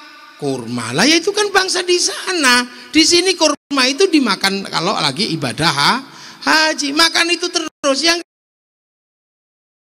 nggak kuat. Wong kurma itu sifatnya cemilan. Seberapa kuat orang makan cemilan? Seperti seorang suami, seberapa kuat dia ke istri muda terus? Nggak kuat kalau nggak istri tua. Nggak kuat, gayanya doang. Ini ya wong cemilan kok, gimana sih? Lelah ya, bidadari itu juga nanti di surga itu cemilan. Nggak kok terus-terusan sama bidadari aja. Kamu setiap hari ya sama istrimu yang cerewet itu. Apa pak? Aku tak rono sih ya. Udah. Nanti pulang lagi ya. Habis bar nyemil. Udah men. Lah itu dia. Ini bangsa. Makanya negara-negara sekarang sedang memperkuat bangsanya agar tidak pecah, karena ruang pertahanan anak bangsa adalah negaranya. Makanya Malaysia sudah mulai sadar ketika transnasional ideologi merajalela di sana. Mereka mulai mengetatkan ISA, Internal Security Act, penangkapan tanpa pengadilan itu di Malaysia. Di sini HAM. Nah, iya, makanya kalau di sana ada. Agar bangsanya tidak pecah dan diadu domba, mereka memperkenalkan kembali nilai kebangsaan di kalangan anak-anak. Bikinkan film Si Upin dan Si Ipin. Si Upin dan Si Ipin tidak boleh lupa bangsa Malaysia, dikuatkan oleh ras India. Maka Si Upin dan Si Ipin dikenalkan dengan tokoh kecil namanya Jarjit. Loh, dia nggak boleh lupa bahwa bangsa Malaysia dikuatkan dengan ras Cina. Maka Si Upin dan Si Ipin dikenalkan kembali dengan tokoh kecil namanya Mei Mei. Dia nggak boleh lupa ada anak-anak Indonesia yang memperkuat Malaysia. Kenalkan tokoh kecil namanya Susanti. Loh, ini cara mereka menguatkan bangsa. Ketika Amerika kalah dengan Vietnam, biar bangsanya tidak malu, bikinkan film Rambo 1 sampai 6. Kalah dengan Timur Tengah, dia bikinkan film Hot Shot 1 sampai 2. Gagal dengan terorisme, dia bikinkan film 12 Strong. Loh, itu dia ditekan oleh pemerintah Cina dengan penetrasi budayanya. Maka kemudian Amerika buat film American Shaolin, American Kung Fu. Dia nggak mau kalah, ditekan sama Jepang dalam urusan budaya dan pengetahuan. Dia bikin American Ninja, American Samurai. Bahkan samurai terakhir dari Jepang namanya Tom Cruise dalam sebuah film The Last Samurai. Lu kiai ora apa? Loh, itu bangsa Jepang tidak antara rezim Tokugawa dan restorasi Meiji. Korbannya ribuan bahkan jutaan anak Jepang mati karena konflik peradaban antara ras Meiji dan ras Tokugawa. Agar tidak mengulang itu, anak-anak Jepang dikenalkan dengan sejarah bangsanya dalam sebuah film sederhana, dalam film sederhana Samurai X, dengan tokohnya Rory Kenshin atau Shikenji Himura dengan simbol X. Ya itu bangsa. Kenapa? Karena bangsa ini akan diperkuat. Maka sudah betul kalau kemudian di sini kita menggunakan sebuah slogan bersama untuk mengenang Haji Dharma dengan sebuah kegiatan dan sebuah lembaga namanya Dharma Bangsa. Karena ke depan problem utama manusia adalah kebangsaan, dan itulah yang disebut oleh Allah, wa ja'alnakum syu'uban wa qabaila lita'arufu inna akramakum 'indallahi atqakum. Karena ini baru muqaddimah, nanti kita teruskan lagi kapan? Ini baru amma ba'du aja tadi, belum mulai ngaji. Ya, nanti kapan-kapan kita teruskan lagi. Alhamdulillah kita sudah sampai dan bisa bersilaturahmi, dan semoga semua diselamatkan oleh Allah. Jangan lupa ini masih situasi pandemi. Nggak usah terus saya nggak takut sama corona, saya hanya takut sama Allah. Nggak usah gitu. Iya, memang corona dibikin oleh Allah. Nggak usah takut sama corona, takutlah sama Allah. Tapi harus ingat, Allah juga bikin singa. Nggak usah kau, aku nggak takut sama singa, aku takut sama Allah. Ya tidur aja samping singa kan. Timut singa. Ya semoga semua ada manfaatnya. Ya bagi yang sudah mendahului kita semua diberikan rahmat, diberikan maghfirah untuk mendapatkan tempat yang indah di sisi Allah, dan kita semua yang mau menyusulnya masih di dunia diberi kelancaran rizki, anak-anak yang soleh, dan umur yang barokah, dan nanti husnul khotimah. Al-Fatihah. Ar-Rahmanir-Rahim, Maliki yaumiddin, Iyyaka na'budu wa iyyaka nasta'in, ihdinas siratal mustaqim, siratal ladzina an'amta 'alaihim ghairil maghdubi 'alaihim waladdallin. Amin. Bismillahirrahmanirrahim. Alhamdulillahirabbil alamin. Hamdan na'imin, hamdan syakirin, hamdan yuwafi ni'amahu yukafi'u mazidah. Ya Rabbana lakal hamdu kama yanbaghi li jalali wajhikal karim wa 'azimi sultanik. Allahumma iftah 'alaina futuhal 'arifin bi hikmatika wansur 'alaina rahmatak. Wadakirna wa nasina hadhal ikram biridhaka ya Allah, bisyabat rasulika ya Allah. Ij'al auladana dzurriyyatina talamidana nusan dzurriyyah haji dharma ya Allah. Dzurriyyatan salihan salihatan alil ilmi alil khair alil ibadah alil qur'an muslimin qiyamul iman. Wa ya Allah hasil maqasidana maqasidana al-akhirah wa rizqana halan tayyiban wasi'an. Wa ya baina ummahatina syekhi masyayikhina jiddati wa jaddatina wal muslimin wal muslimat wal mu'minat alladziina sabaquna husan baji dan ya Allah ya usulihim wasburihim wa fir lahum warhamhum wa'afihim wa'fu anhum. Allahumma la tahrimna ajrahum wa la taftinna ba'dahum wa fir lana wa lahum. Allahumma ja'al qabrahum rawdatan min riyadil jinan. Allahumma azrihum wa turjam min qibla Muhammadur Rasulullah bi aqidil muslimin arji'i ila rabbika radiyatan mardiyah fadkhuli fi ibadi wa adkhil jannati. Rabbana atina fid dunya hasanah wa fil akhirati hasanah wa qina adzabannar. Sallallahu alaihi sayyidina Muhammadin walhamdulillahi rabbil alamin. Al-Fatihah.